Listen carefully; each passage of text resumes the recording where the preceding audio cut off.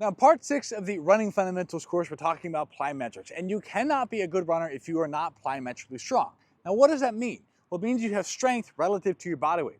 Now, relative strength is different than absolute strength. Absolute strength is your absolute how much weight you can pick up, and it doesn't account for your body weight. If I'm 300 pounds, of course I can pick up something that's 300 pounds. It's my body weight. But if I'm 100 pounds, picking up something that's 300 pounds is a lot more impressive.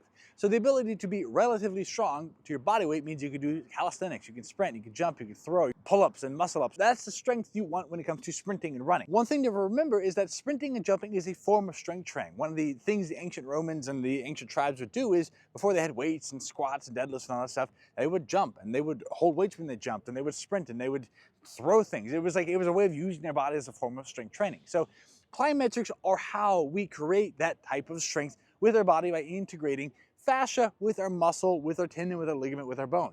So we're familiar with the tendons, those are what attach the muscles to bones. We're familiar with the muscles, those are what contract to pull on the bones. We're familiar with the bones, those are those long pieces of tissue that hold leverage for us. The ligaments are what hold bones together. But a lot of people aren't necessarily familiar with fascia. And now fascia is this connected tissue that wraps around your entire body. Just like you have one piece of skin that connects your body without seams, you have layers of fascia underneath. It's this webbed matrix of elastin with collagen fiber. It forms along lines of stress and creates this support structure. It creates strength for your system. If you can imagine your body without skin, it would still hold the same shape because you have this web of fascia that's surrounding everything. That fascia forms around lines of movement and it responds to stress. What type of stress? Well, specifically things that create this long stretched out motion. So if you stretch across multiple muscles and multiple joints and multiple planes of motions, that stretch you feel is a fascial stretch. And short, rhythmic, explosive plyometric that conditions your fascia. So that's where plyometrics and fascia come together. So the important part of training this fascia is A, having access to it, meaning I can roll, the foam rolling, and the massage, you get the stretching. That starts to pull and push and get the tissue to stretch. And as it stretches, it creates this self-lubricating fluid called hyaluronic acid, which you might have known, like some of the skincare stuff, keeps your collagen healthy and young and springy. That same hyaluronic acid lubricates the tissue of the fascia so that it slides and glides together. That gives you space to stretch and to move. Then a matter of how do I then go and tell my body to move? So there's people who do yoga and do all kinds of motion and foam rolling and self-myofascial release.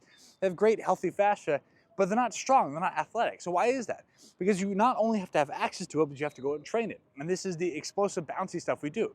That's plyometrics. If you're running, you're hitting the ground and you're doing all three phases of a plyometric. The eccentric, stretch out phase, amortization, where you have no movement, it's a change of direction, and the concentric, the shortening of the muscle where you pop back out. You hit the ground like a trampoline, you bounce, you stretch, pop back up. That uses the bones to hold tension, the muscles to contract, to then fight. So basically the second you hit the ground, the muscles are going to try and fight and contract to create strength. And the fascia stretches the rest to kind of deform based off of what the specific stimulus is. And then that contracts, and the muscles contract, and they push off the bone and you pop back up. Every single step is bouncing one foot to the next foot, you're absorbing force, you're compressing tissue. That's a plyometric motion. So the way you do that is you build up a foundation. So we start with things that are simple. It could be as simple as jumping rope. You're just bouncing on the front of your feet. What you'll notice is that you may not have this kind of bouncy quality that you'll see of really good athletes and animals and springy people. So you start by just thinking about, can I bounce? I stay in place, feet don't even leave the ground, but I'm creating this little bouncy stretch. And the difference is you have to be relaxed. A calf raise, for example, is a very contracted, stiff, I'm holding the tension the entire time. I have to relax and let go of that tissue and let my body bounce, bounce, bounce. That mindset of light and bouncy, that is essential. So you can start off with just, we'll call them elastic calf raises. Then you can start to leave the ground. Jump roping, for example, is an excellent opportunity to do this. Even in the studies of people who are in their 60s that are untrained, their body will have significant changes in their fascial tissue and have a remodeling to make it younger and springier and healthier. So your body will always remodel. The key is to remember that training your fascia is different than training your muscles. Training your muscles can be graded. You can do a 20% effort, a 40% effort, a 60% effort, kind of like a dimmer switch. But training your fascia is like a light switch. It means you either do enough to exceed the threshold of what you could do and you cause damage to the tissue and cause soreness, or you don't. The beauty of that is once you start to train up with little jumps, little bounds, little skips to sprints to high, big, broad jumps and high level stuff, you have a very high ceiling so that no matter what distance you run, you're always sub-threshold and so that you can go run forever. So these guys go run marathons or longer at these fast paces and they just pop, pop, pop, pop, pop. They're good because they've built up a very high ceiling.